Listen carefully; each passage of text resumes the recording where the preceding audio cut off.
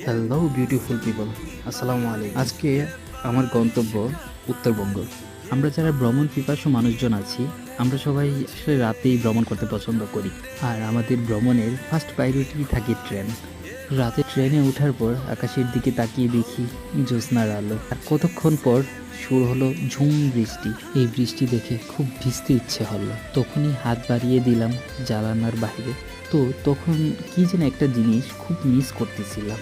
ভাবতে শুরু করলাম ওয়েদার কি ডিমান্ড করছে আমার কাছে। তখনই মনে হলো চা হলে কেমন হয়।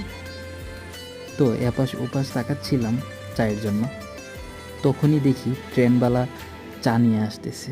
চায়ের সেই ইচ্ছেটাকে পূর্ণতা দিতে তখন নিয়ে নিলাম এক কাপ চা।